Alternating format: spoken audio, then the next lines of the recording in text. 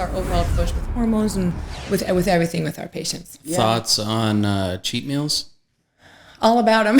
Yeah. I love it. Be honest. Be full of grace for yourself. If you're going to have a cheat meal, enjoy it. I have someone who came in and she went to a wedding. She's like, I had 2 cupcakes and I cried the whole time. I was like, oh, don't cry. Enjoy those cupcakes. You wanted them. There was a craving. It was a moment.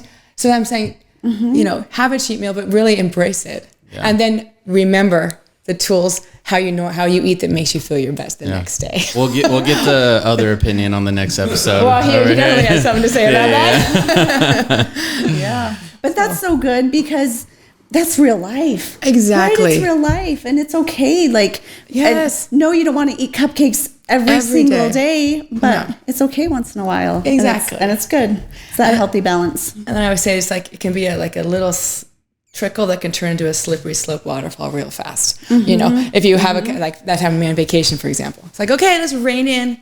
You have to also know, okay, this is what happened. I did this, kind of feeling bloated again. Let's rein back in and let's reevaluate what I found in my food and my nutrition that makes me feel my best. So it's like, it gives that little empowerment part. Again, that's that word again.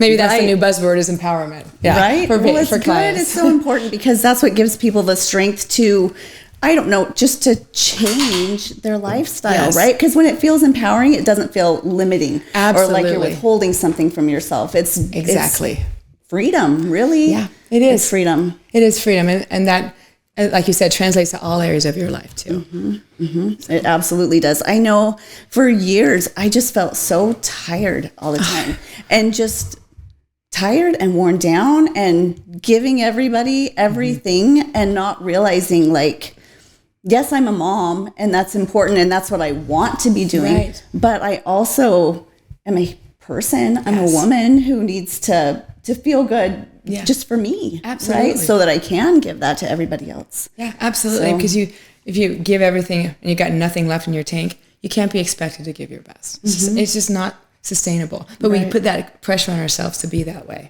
So I think starting in small steps of being in control of the in-body, for example, like highlight that stuff. Celebrate your successes. And then that will inspire you to maybe find other areas that you can do the same thing with.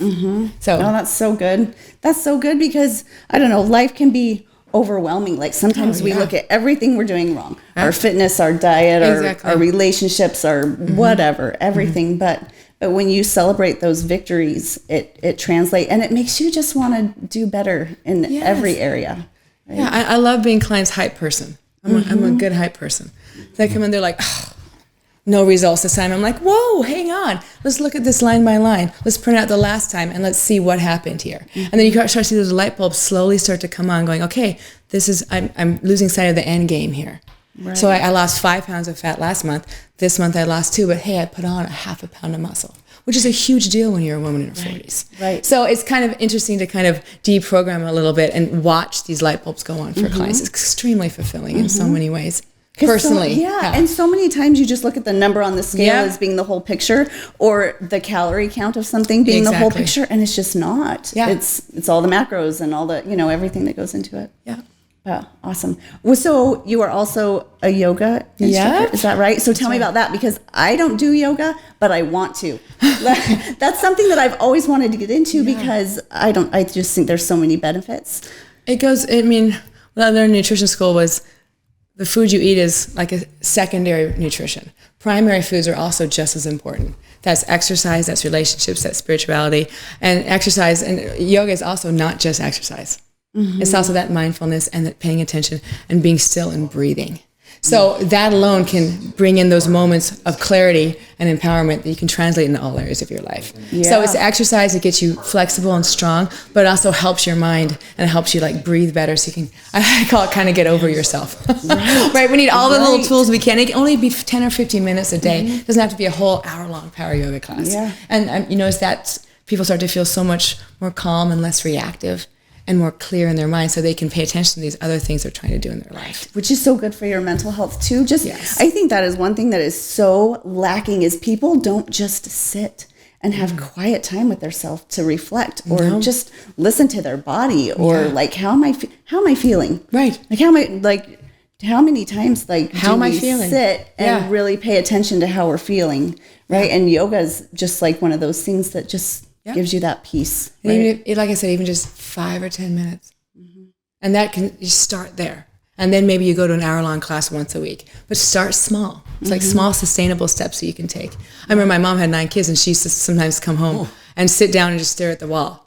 And I was a kid, I'm like, what's that all about? But I do that now. And now I give myself car timeouts. I'll come home and send the kids inside, and I'll sit in my car and I'll put on like a 5-minute meditation or just kind of sit there, and they'll open the door. I'm like, not yet. Right. No, I'll be there in a second. Right. But you need those moments, like just to sit with how am I checking with yourself? And it's okay if you're feeling not great. Yeah. Is Just meditation a notice that. form of yoga? Absolutely. Yeah. It's a big part of yoga. Oh, okay. Yeah, the sitting first, the stillness first, the breathing pattern first, and then you start to gradually add movement to that. Gotcha. Because I'm just now kind of starting to get into that. Look at you starting all kinds of things in your early 30s. I hit my. Well, the funny thing is I was 29, super scared about turning 30. It was just that thing. Oh, wait till 40. I know. Hey, I heard those are great years. But on my 30th birthday, I got a letter in the mail from ARP, the AARP. It's a moment, isn't it? They planned it. Your 30th birthday? On my 30th Slow birthday, your roll, it came in the mail, AARP. and I was like, okay, this is just, I better start looking into things. But I started getting into the meditation and the checking from head to toe thing, the breathing. Scan. Yep, the scan, exactly. That's what I'm trying to get good at. Good for you. But I didn't realize how hard yoga was. Yoga is way harder than I thought. Yeah. And the sitting still and breathing part is harder than the exercise movements parts. Well, because my mind wants to race everywhere. Like it tries to reel me back in. And that's the thing. It's like the whole point of yoga is finding your breath to sit still enough so you become less reactive and more neutral, which most human beings are not neutral and reactive. I mean, and non-reactive. We are very reactive. That's part of being human. So it helps you pay attention and observe your breath and just let your mind generally start to quiet. And if you have 1 minute of a non-racing mind, you're doing great. So we can't expect ourselves to sit there and have no thoughts. And it takes That's one more practice. thing. It's like we expect all these things of ourselves. We're so high achieving for ourselves. It's like sit there. You might have all these crazy thoughts. You might wiggle and you might get irritated, but you might have 1 or 2 moments of that pure tranquility and clarity, and that's what you take with you throughout the rest of your day. Now, a question. So a lot of times they say, when you wake up, meditation in the morning is great. Now with food, is there specific foods or like things like that are better in the morning for you as well? It's that whole bio-individual thing again. Okay, yeah. I mean, Kind of a broad growing question. up, we're always heard, breakfast is the most important meal of the day. But for some of us, it's not. Really? Sometimes people do great with intermittent fasting and they don't eat till noon. But then some people are hypoglycemic and they'll get shaky and jittery, and it's counterproductive to wait till noon. So it's again, you start to pay attention to those body signals So again. that's But generally healthy fats and protein. Okay. And every person who comes in, start with more water and start with more leafy vegetables. Just start there. Yeah. So less, you don't want to start your day spiking your insulin with something sugary. So start with like a protein and a healthy fat and a complex carb like a vegetable. Gotcha. And then that will set your brain up and give you brain fuel so you'll sustain your sense of being full for longer. What about caffeine for you, like with your guys' program? What is it? I love caffeine. Lots? Coffee. Coffee? Some people can do great with eliminating coffee. And some people are more acidic and coffee doesn't serve them. And then other people, you do fine with it. It's a ritual, it's a routine, it's part of your day. Gotcha. So it's again, just that elimination diet thing again. Yeah. And I know there's no quick fix to it. But if you just really pay attention and maybe you realize, okay, 1 cup of coffee in the morning is important for my wellness. Yeah. Maybe get rid of the afternoon coffee or the afternoon something instead. You replace a Red Bull in the afternoon with like an iced, unsweetened green tea, for example. So there's these things you can kind of understand about your body, and then you make those shifts a little bit at a time. Yeah, because I don't know if that's did they develop that? Like my sister, for example, totally different person if she doesn't have her coffee in the morning. But did she develop that because she was drinking coffee every morning? That became a habit. I don't know. The only way she'd really know is if she got rid of it for a week or two. Gotcha. Because I have whole conversations, 40-minute nutrition visits with people just about their morning coffee. Really? I mean, coffee's a big thing, or whatever. If you have tea in the morning, or whatever your morning ritual is. So it's like, okay, don't put 4 packets of sugar in your coffee. Mm-hmm. Well, Meredith, you Try do the two. V8s? Yeah, I like the V8 Energies. That's my favorite. Do you do coffee? No. Have you ever done coffee? No. Lonnie? I don't like the way it smells. I don't like the way You don't like the way it smells? tastes. No. It's a one person's preference thing. Yeah. It's one person's like I've never been a nemesis, coffee. you know? I've never liked coffee, but I love the smell of it in the morning. Yeah. Well, there you go. That may be all you need. I think it's something from my dad when he'd get up for work and I could smell it from my room. Yeah. I think that's what it is. For sure. Yeah, childhood. Yeah, exactly. Memories. I'm interested to know, how did you get into yoga? How did you get started with that? Well, I was a kid who got tall too fast, so I have a crooked spine. How tall are Let's you? go. Like 5'10" and a half or so. Which is tall for a woman. I'm shrinking a little bit. We have this whole debate, who's taller. How tall did you used to be? Well, we measured one day. It was 5'10" and 3/4. So I round up. Gotcha. And he was 5'11", so he's taller than. It's been a thing since our 23 years in our relationship. But I had a pretty bad curve in my spine. So I was a crooked, one shoulder higher. So I was in chronic and constant pain my whole life. So I stumbled upon yoga early 20s, and I cried the whole time because I couldn't touch my toes and everything hurt. But I started to realize the value of finding your breath and not identifying myself as a person with a crooked spine. So slowly but surely, I started to develop the muscles that support the curve. Didn't ever lift weights. I wasn't really strong. I was, like I said, I was skinny fat. So I started, and yoga helps you move your spine in all 6 directions to get strong, side to side, twist, forward and back. So eventually the muscles around my curve started to get stronger to support the curvature. So all of a sudden I started being less pain. And so I was like, bingo. That is amazing. So a lot of different styles like Bikram Yoga was designed for people with bad backs. Because it's one of the number one causes of complaints for people. And so many people think, well, this is just my lot in life. I have a bad spine. Like, I can't do I'm in pain all the time. And I was like, no, I don't want to be identified as a person who's always in chronic pain. When I met Brent, I was in chronic pain. And you start to get used to it.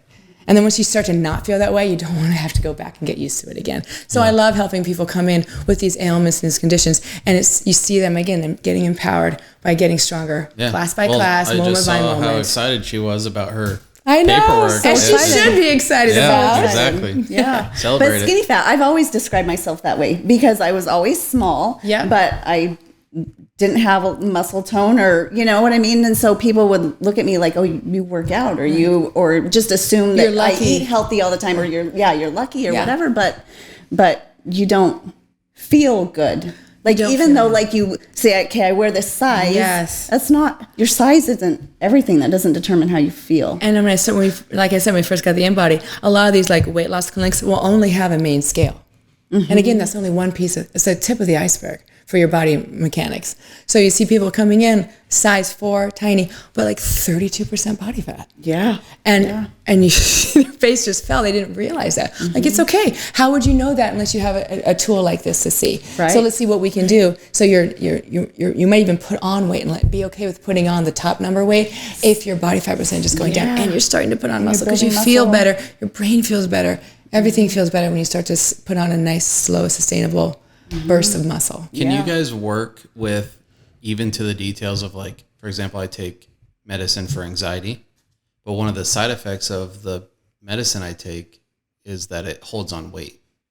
Yes. But Dr. McCarthy can speak to that for sure. Okay. A lot of medications that question, then. will cause that inflammation in your body. And if you don't understand why, you start to feel bad about yourself. It's like, why am I putting it? What am I doing wrong? And then, I'm already putting on weight. I might as well keep eating this. So it's like you start to decode and decipher. Yeah, because I feel like I've done the diets, I've done the workouts, like I put in the time in the gym, but then, I'm not seeing the results. So then I just get to the conclusion, it's my medicine. Right? It could be. I don't know. But it could also be like... Maybe I'm not doing the right diet. Exactly. Maybe it's not the right diet. Maybe it works for your friend. Exactly. Or your brother. And it's not working for you. And what do we do as human beings? We instantly go inward and feel bad about ourselves. Exactly. Really, it's probably not us. It's just the wrong diet for your body chemistry. Gotcha. And what your hormones are doing. That's why blood work and in bodies are so important. So you can kind of see a snapshot and see what exactly is going on and what protocols can we try. And if those protocols don't work, what can we try instead? Okay. So it's ultimately trying to figure it out, like that detective kind of, you know, really decoding so you can ultimately feel your best. Okay, gotcha. So, and it's okay if it's different for you than it is for somebody else. Yeah.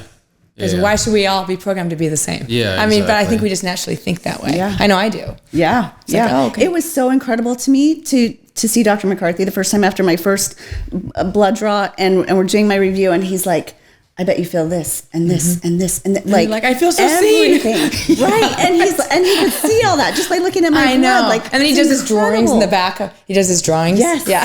And you're like, oh, okay, that drawing it makes no sense, but it makes perfect sense. Yes. Wait, what are these drawings? Well, just explaining testosterone and how it affects your cells. Well, and we're not taught this. We're taught all these things in school, but we're not taught basic nutrition. Right. I didn't know what a macronutrient was. Right. Like, I'm an intelligent person. I have a master's. I should know what a macronutrient is. So it's like there's information that's not given to us that if it was early on, we'd have so much more empowerment success earlier on in life. Yeah. But there's something to be said for discovering that when you're older too. But all the stress that caused unnecessarily too. Right. Macronutrients, you have 3 macronutrients, protein, fat, and carbs. Okay. So a carb is broccoli and a carb is a Twinkie. Okay. So when people say low carb, no carb, they'll, like Atkins and all these diet plans, made the mistake of eliminating all carbs, which is one of your 3 macronutrients. So then it causes other things in your body to overcompensate and cause these problems down the road. So you need complex carbs, mostly from vegetables. And if you do have a carb, like in a grain format, make sure there's fiber in there too. Well, that's what I always see on social media is cut carbs. Like, I know. That's the easiest. And you're like, what does that mean? Yeah, I don't know. I'm still learning. Well, it's a lot more complicated than that. Yeah. I mean, there's something said for reducing and eliminating white starches, processed foods, simple carbs. But you can replace those with complex carbs and more vegetables. You're still going to get all the benefits from that macronutrient. And it's not going to elevate your insulin and all these other problems down the road. So processed foods really are the death of the American waistline. Honestly, like it's exciting to me because I want to see you guys now. Yeah. But it's exciting to me because to me, it's like so personalized. It's like, hey, that's for me. Like, exactly. It's not this general, like, eat chicken, rice, broccoli, go work out.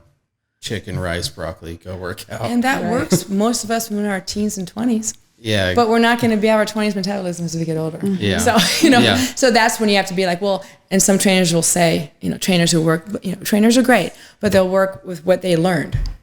So eat this much protein, eat this many carbs. And then there's women going, I'm trying what my trainer is saying, but I keep gaining weight. Yeah. And then the trainers are like, well, just try harder then. Right. I wish it was that simple, but it's not. Yeah. So then these women, and we come in and we're frustrated. We're like, what are we doing wrong here? You're not doing anything wrong. You're just doing the wrong things for what your body needs. Gotcha. And that's what's exciting about it is that there is that opportunity of the personalized diet that I didn't know that I needed. Exactly. And that really is like, this is the best money we have ever spent. Lonnie and I say all the time, it is so worth every penny. Yes. Because people will be like, do they take insurance? How expensive is it? And I'm like, trust me. Which are valid questions. Right. Yeah. Well, what's the answer to that?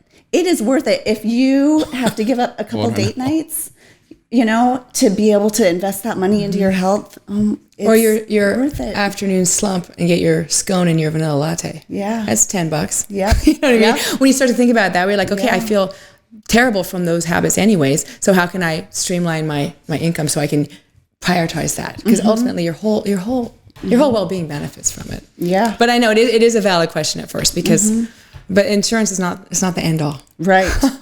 Oh, and it messes everything up. Like, I don't know. Your doctor can't really be your doctor if he's guided so much by insurance. It's a thing. Yeah. Anyway. That's a whole different thing. Right. Whole nother topic. All right. Well, goodness. I have just loved having you on the show. Thank you so much for having me. So great. We love your practice. Cannot advocate enough for it's life changing, and it's been so great for us. And one thing that is so hard is I tell my friends out of state, like, how do I find somebody like Dr. McCarthy? Like, dang it, I don't know. Like, I know that you need to have the full picture, check all of your hormones, not just If your doctor's just giving you testosterone, that is not. And that's not it. You got to look at the whole picture. Yeah, but, he'll speak to but that maybe too. you guys can talk about that too on the next episode, because how do people find that? Well, he wrote his book too about that, and in the back there's like exactly that same question. These are the questions you bring to your doctor. Oh, that's your perfect. doctor works for you. Yeah. And if these questions aren't being answered, then go find a doctor who's going to listen to you and pay attention to what you're looking for, because it's your body and your health. So he does give some guidelines for that. If you're not local and you can't come see a practice like ours, how you can find one that's going to help you in the ways that you're looking for. See the whole picture. I love it. Awesome. Well, thank you so much. Thank you so much. Good meeting you and talking to you and seeing you here out of office context. Right? Yeah. So great. All right. Well, thanks for joining us on the Value Script. Please like and share. Clickety click, like Lonnie always says. Thank you so much. We appreciate you joining us. We'll see you next time. Bye, everyone. Thank you.